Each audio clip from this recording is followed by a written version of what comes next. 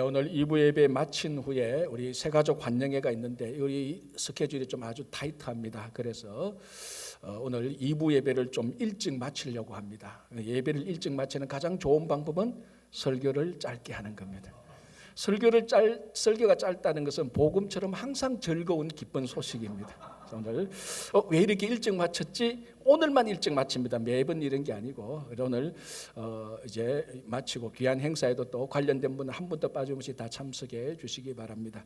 자, 우리 지난 주일까지 압살롬 반역 일으키고 압살롬이 예루살렘에 들어와서 그 다음에 그 이후에 어떻게 처신할 것인가까지 우리가 살펴봤습니다. 다시 한번 간략하게 말하자면은 압살롬이 아히도벨과 군사들과 함께 예루살렘으로 입성했습니다. 다윗은 이제 예루살렘에서 피신을 했죠. 그리고 그 예루살렘에서 이제 나라를 더 공고히 하기 위해서 이제 아히도벨의 전략에 따라서 그 다윗의 후궁을 이제 백주에 동침하게 되고, 그 다음에 또 아히도벨이 전략을 내세운 것에 따라가려고 하다가 후세가 전략을 내세웁니다. 그 후세는 다윗 왕의 절친한 친구이며 모사, 아주 뛰어난 참모입니다. 자, 후세가 했던 내용이 뭔가 하면은 전면전을 벌여야 된다. 압살롬의 군사와 다윗의 군사가 전면전을 벌여야 된다라고 그렇게 전략을 냈는데, 이 어리석은 전략을 압살롬이 받아버립니다. 받으면 안 되는데. 그런데 후세가 이 전면전을 벌여야 된다고 얘기했던 진짜 중요한 이유는 피신간 다윗에게 시간을 마련해 주는 겁니다. 전열을 정비할 수 있도록. 그래서 전면전을 벌이기 위해서 압살롬이 후세의 전략을 취하고, 그 시간에 압살롬도 담부터 브엘세까지 전면전을 벌이기 위해서 모든 군사를 동원하는 사이에 다윗도 전열을 준비해서 이제 드디어 전면전을 벌입니다. 전면전을 벌였는데 이게 아니나 다를까 압살롬 쪽이 후퇴하기 시작하는 겁니다. 다윗 쪽이 이기는 거죠. 왜? 다윗 쪽은 이미 아히도벨의 전략이 무시되었고, 이런 판국에 다윗의 군사들은 다 탁월한 군사들입니다. 전쟁의 백전노장들 아닙니까? 다윗도 뛰어난 장군이고. 그래서 이제 다윗의 군사들이 이기고 압살롬의 군사들이 패배하는 가운데서 압살롬이 도망가기 시작합니다. 바로 그 시점이 오늘 본문의 내용입니다. 자, 그래서 18장 9절 바로 그 시점에 이런 일이 일어납니다. 제가 말씀을 봉독하겠습니다. 압살롬이 다윗의 부하들과 마주치니라. 압살롬이 노새를 탔는데 그 노새가 큰 상수리 나무 번성한 가지 아래로 지날 때에 압살롬의 머리가 그 상수리 나무에 걸림에 그가 공중과 그 땅 사이에 달리고 그가 탔던 노새는 그 아래로 빠져나간지라. 자, 이게 무슨 내용입니까? 압살롬이 노새를 타고 피신하는데 피신하는 도중에 다윗의 군사를 만났습니다. 그리고 또 계속해서 피신하는데 이 노새가 눈치 없이 상수리 나무 아래로 가면 좀 속도를 조정해야 되는데 그냥 쌩 지나가 버립니다. 그런데 노새 위에 탔던 압살롬은 키가 크잖아요. 멋지잖아요. 머리카락이 휘청휘청 휘날리잖아요. 그런데 노새가 상수리 나무에서 쌩 지나가니까 자기만 지나갔지 주인은 상수리 나무에 머리가 턱 걸려버렸습니다. 이게 머리가 걸렸는지 머리카락이 걸렸는지 정확히는 않습니다. 그런 사실은 별로 중요하지 않아요. 머리가 걸리든 머리카락이 걸리든 하여튼 상수리 나무에 머리가 걸려서 매달려 버리게 되었습니다. 자, 우리가 압살롬에 대해서 지금 계속해서 보고 있는데 압살롬의 가장 큰 특징은 뭡니까? 뛰어난 흠없는 외모였습니다. 우리가 앞에서 이미 살펴봤는데 한 번 더 볼게요.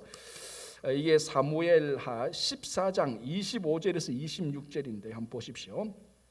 온 이스라엘 가운데에서 압살롬 같이 아름다움으로 크게 칭찬받는 자가 없었으니 그는 발바닥부터 정수리까지 흠이 없음이라. 그의 머리털이 무거움으로 연말마다 깎았으며 그의 머리털을 깎을 때에 그것을 달아본 적 그의 머리털이 왕의 저울로 200세겔이었더라. 자, 이 압살롬의 외모는 흠이 없습니다. 정수리부터 발끝까지. 그 가운데서도 그 흠없는 외모 가운데서도 더 탁월한 게 뭐였습니까? 그의 머리칼이었습니다. 머리 위에 머리칼. 이걸 1년에 한 번씩 쫙 다듬고 이걸 자르는데 무게를 재니까 얼마요? 200세겔. 우리가 아는 단위로 말하면 2kg. 그래서 제가 볼 때는 이 압살롬은 왕자 안 해도 가발 장사해도 먹고 살아요. 자기 머리만 잘라도 2kg, 자기 가족도 또 뭐 다 그럴 거 아닙니까? 머리 잘라도 가발 장사해도 뭐 잘 살았을 것 같은 생각이 들어요. 그만큼 이 압살롬의 외모에다가 더 탁월한 것은 그의 머리와 머리칼이었습니다. 진짜 자랑이요, 압살롬의 자랑이요, 압살롬의 장점이요, 압살롬의 매력이었습니다.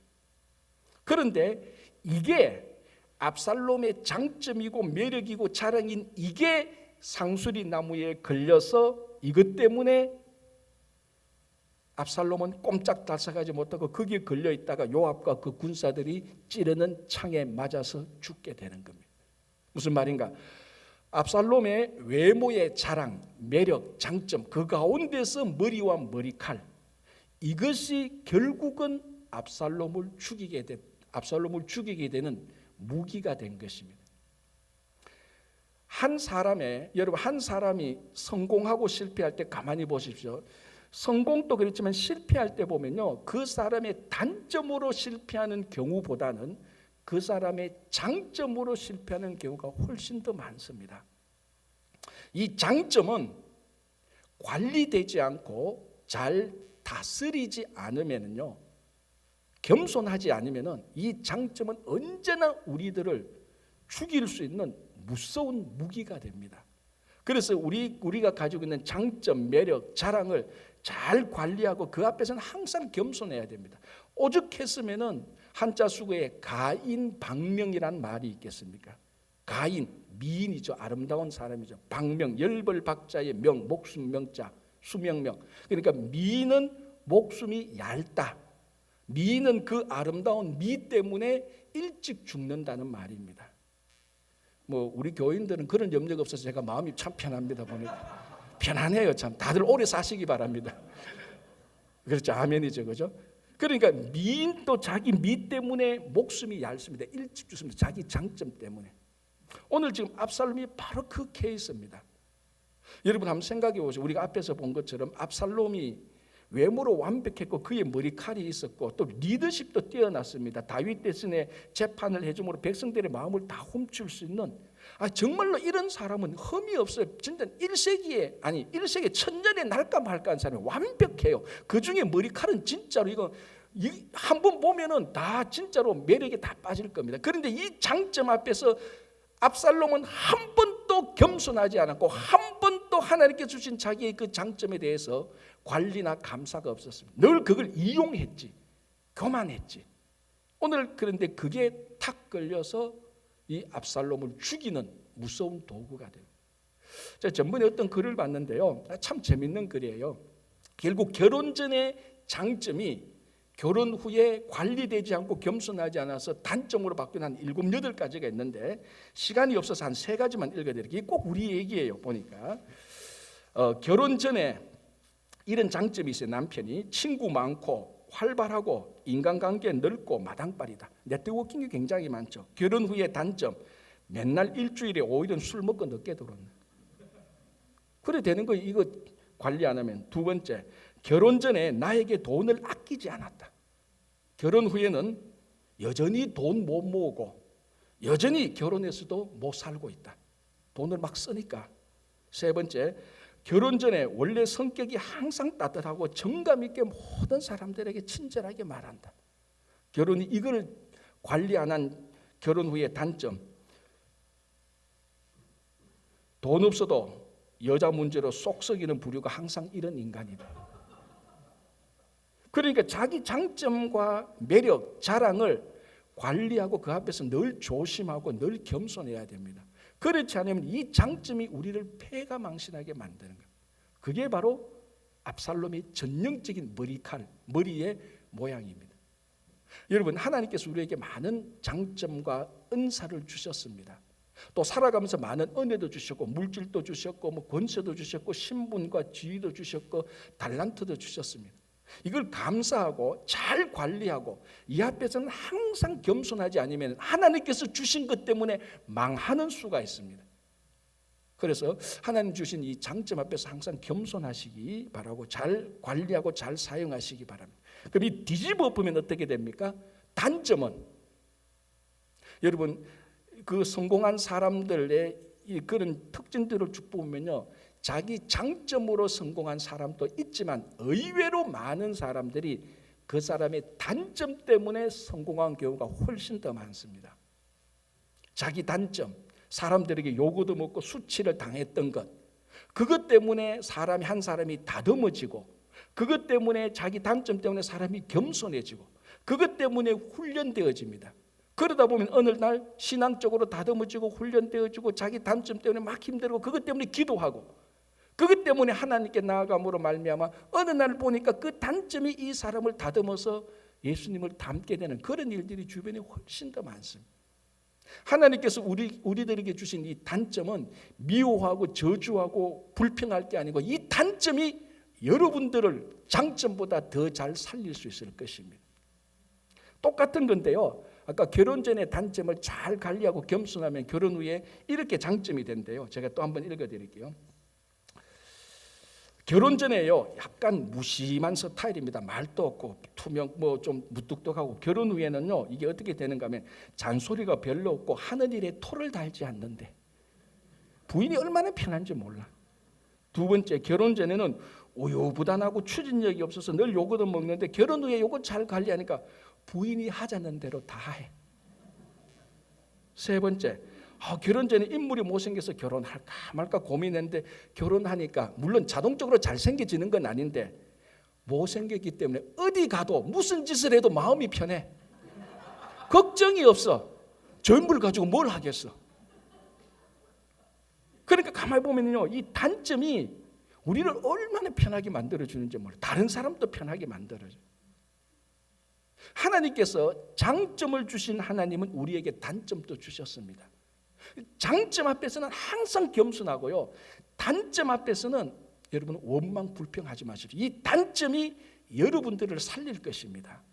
단점이 여러분들을 세워줄 것이라고요. 그 단점 때문에 아파하고 지금 단점 때문에 여러분 원망합니까? 천만의 말씀. 그걸 부둥켜 안고 하나님께서 주신 선물이라 생각하고 그 단점이 여러분들을 다듬고 새기고 훈련되어지기 때문에 그것 때문에 여러분들은 하나님 앞에 올바른 사람이 될 것입니다. 그래서 장점 앞에 겸손하시고 단점을 사랑하시기 바랍니다. 자, 10절 볼게요. 이렇게 되어 있습니다. 이제 10절은요, 압살롬이 상수리 나무에 머리가 걸려서 매달린 것을 한 사람이 요압에게 보고하는 내용입니다. 같은 내용인데 이렇게 되어 있습니다. 10절, 한 사람이 보고 요압에게 알려 이르되 내가 보니 압살롬이 상수리 나무에 달렸더이다. 보고서가 간단합니다. 압살롬이 상수리 나무에 달렸습니다라는 것. 자, 여기서 중요한 말이 달렸다는 말입니다. 하나 더 따지면 상수리보다 나무에 달렸다는 것. 자, 요 달렸다는 말이 똑같은 히브리어가 율법서에 한 번 나오는데 어디 나오는가 하면요, 신명기 21장 23절입니다. 앞에 건요, 이 구절이 길어서 앞에 건 빼고요, 마지막 것만 읽어드릴게요. 나무에 달린 자마다 하나님께 저주를 받았습니다. 여기에 나무에 달린 자 할 때 달리나 상수리 나무에 달린 할 때 이 압살롬이 달린 것하고 똑같은 단어를 쓰고 있습니다. 율법서에 딱 한 번 나오는데 바로 요겁니다. 자, 그러면은 율법서에서 말하기를 나무에 달린 자는 전부 다 저주를 받은 사람들입니다. 죄악을 지어서 심판을 받아서 저주를 받아서 나무에 달린 자입니다. 그러면은 압살롬은 하나님께 심판을 받아 저주를 받아서 지금 달린 거하고 똑같습니다. 여러분, 이게 지금 한번 보십시오. 압살롬이 상수리 나무에 머리 달린 것에 있어서 머리 또는 머리카락이 달리게 된 것은요, 어떤 인간의 계략이나 전략이 아닙니다. 아히도벨도 이런 수는 몰랐을 거예요. 압살롬 자신도 몰랐고 후세도 몰랐고 아무도 몰랐습니다. 심지어 노새도 몰랐어요.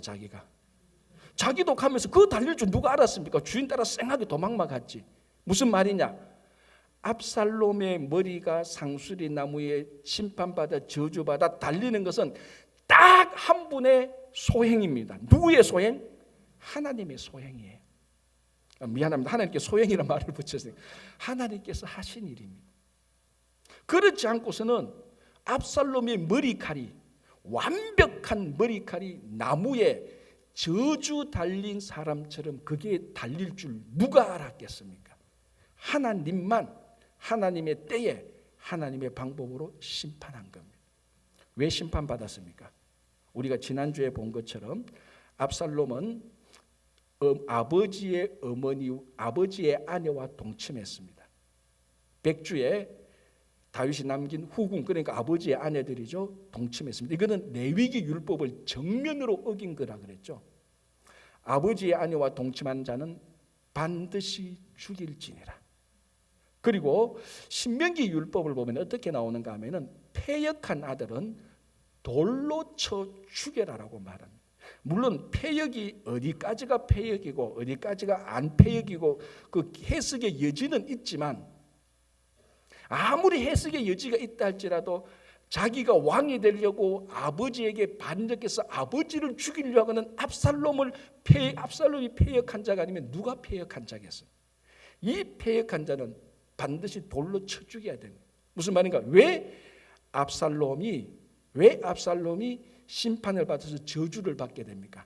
하나님의 말씀을 정면으로 어기는 것입니다. 예루살렘 백성들이 다 보는 앞에서 아버지의 아내와 동침합니다. 무슨 말입니까? 백성들이 다 보는 앞에서 하나님의 율법을 정면으로 어기는 겁니다. 그래 놓고 반역을 하니 반역이 잘 됐죠. 처음에는 반역의 기세가 막 몰아갑니다. 반역이 성공할 것 같습니다. 그러나 하나님께서 보실 때 절대로 이 반역은 성공할 수가 없습니다. 그래서 하나님께서 이 율법을 어긴, 하나님의 말씀을 정면으로 어긴 압살롬을 하나님의 때에 하나님의 방법으로 심판하여 저주받아 나무에 달려서 죽게 되는 것입니다. 여러분, 이 압살롬의 이 스토리를 어릴 때부터 쭉 알고 있었던 한 사람이 있습니다. 솔로몬. 배달은 형제 관계 아닙니까? 압살롬이 배달은 형입니다. 어릴 때부터 그 스토리를 다 알았던 솔로몬. 나중에 솔로몬이 왕이 되고 정치를 하고 인생을 다 마치고 썼던 지혜서가 전도서입니다. 전도서 12장 14절이 마지막 장 마지막 절인데요. 이렇게 되어 있습니다. 제가 한번 읽어드릴게요. 하나님은 모든 행위와 모든 은밀한 일을 선악간에 심판하시리라. 하나님께서 압살롬의 율법을 어긴 것을 안 보고 계시는 거겠죠? 율법을 어기도 막 해도 반역이 잘 되는 것 같죠? 하나님께서는 그 은밀하게 선과 악 사이에서 다 보고 계신다는 것입니다. 그리고 하나님의 때에 맞추어서 하나님의 방법으로 아무도 인간이 생각하지 못한, 인간이 어떻게 머리를 써서라도 내놓지 못할 전략의 방법으로 하나님께서 압살롬을 심판하십니다. 여러분들이 혹 지금 잘못했는데도, 죄악을 저질렀는데도 아무런 일이 안 일어난다고 안심하고 있습니까? 천만의 말씀, 선악간에 은밀하게 보고 계시는 하나님께서 지금 때와 방법을 기다리고 있는 것이지, 아무 일이 앞으로도 영원히 일어나지 않을 것이라고 착각하지 마십시오. 압살롬도 착각하다가 그렇게 죽었고, 이 모든 것을 본 솔로몬이 말합니다. 반드시 하나님의 은밀하게 보는 가운데 선악간에 심판하실 것이다. 그럼 뒤집어서 보면 어떻습니까? 여러분들이 정말 하나님 앞에서 선한 일을 했는데 아무런 보상이 없어. 걱정하지 마십시오. 선악간에 은밀히 보시는 하나님께서 하나님의 때에 하나님의 방법으로 갚아주실 것입니다. 그래서 나는 참 진짜로 진심으로 하나님을 위해서 했는데, 영광을 했는데 아무런 일이 일어나지 않아. 걱정하지 마십시오. 내가 정말 죄악을 행했는데 아무 일이 안 일어나. 걱정하십시오. 그분은 걱정을 해야 됩니다. 왜? 하나님의 방법대로 심판을 받을 것이니까. 선을 했는데도 아무 일이 안 일어나. 걱정하지 마십시오. 하나님 때에 반드시 보상할 것입니다. 그래서 오늘 하나님께서 심판하시는, 오늘 또 이 시간에도 하나님께서 은밀하게 우리를 보고 있습니다. 그 앞에서 여러분 선을 행해서 하나님으로부터 인정받는 여러분 되시기를 바랍니다. 기도하겠습니다. 하나님 감사합니다. 우리의 인생이 참 하나님께서 주신 것으로 살아가는데 우리의 좀 자랑과 매력과 장점이 있다면 교만하고 관리하지 못해서 망하는가 하면 또 단점 때문에 원망하고 불편해서 그 단점으로 일어설 수 있는데 그걸 또 무시하는 것이 아닌지 되돌아봅니다. 하나님께서 주신 모든 은사와 장점, 매력을, 자랑을 교만하지 말고 늘 겸손히 사용하게 하시고 하나님 주신 단점을 원망하고 불평하고 억울하다 하지 아니하고 그 속에 담긴 하나님의 그 은혜를 보면서 받아들이고 다듬어지고 훈련되어져서 그 단점 때문에 하나님께 인정받는 일꾼 되게 하여 주시옵소서. 주님, 은밀하게 보시는 하나님 앞에서 잘못된 것이 있으면 속히 회개하고 열심히 했는데 보상이 없다고 해서 낙담하지 않게 하여 도와주시옵소서. 하나님의 선을 보시는 하나님께서 큰 상을 주실 것을 믿으며 예수님의 이름으로 기도합니다.